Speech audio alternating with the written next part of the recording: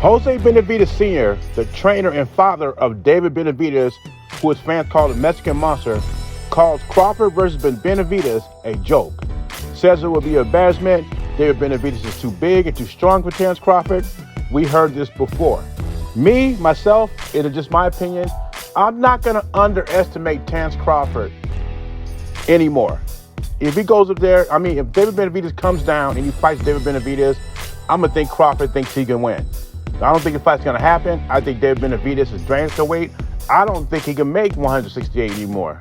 But you still hear fanboys crying to David Benavidez to come down and do it for the culture, even though that culture they're talking about did not mess with David Benavidez before. But I don't own the rights to this content I'm about to play. It's for educational purposes only. Let's listen to Jose Benavidez Sr. and Rolly Romero. And I thought I'd never say this, but Rolly Romero has an interesting take on Terence Crawford against Madrimov and also him against Canelo Alvarez. Let's take a listen. I feel that the organizations and the belt have been hostage for a very long time. Now, it's nice to see. To me, it was more like a Rocky movie, and you see that those belts are free. Now a lot of people are going to have more opportunities because I think that Terence Crawford does not have the power that Canelo had, and to do whatever like Canelo was doing, Crawford, I don't think he has that. So I think little by little they're going to take those belts away, or he has to defend them, and the task is going to be a little bit harder. Whatever I want, and I can do whatever I want, and I'm Mexican. So right now I can ask whatever I want, and I can do whatever I want, and I'm Mexican. Made the difference there in the second half of the fight? Like, why do you think Canelo couldn't adjust, or was there something that you noticed that he wasn't doing that maybe could have made it a closer fight for him? I don't think he thought Crawford was going to be able to take his power.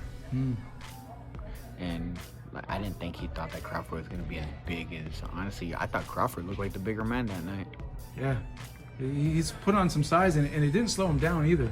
Like, the big question was taking the punch, right? The thing with Crawford too, I think he was a 47 pounder, but he was actually a 54 pounder when he in the later part of his 47-pound career. And then from there, he reality when he fought 54, he might have been actually weight drained. That probably explained his performance then, and why they say it wasn't the best performance. In reality, he was a 60 pounder. So I don't think that 68 pound was too much of a difference.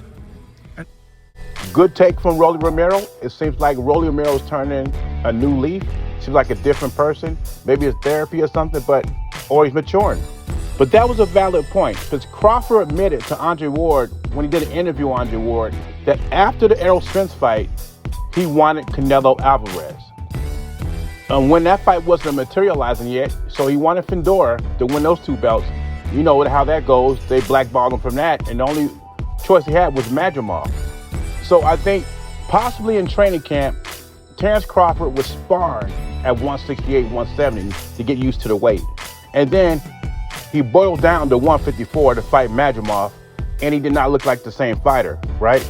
Or he looked like he was looking ahead to Canelo, right? Because when he entered the ring, he was at 170 pounds after weighing in 154 pounds. So he was getting his body ready for Canelo. Crawford knew that fight was going to happen.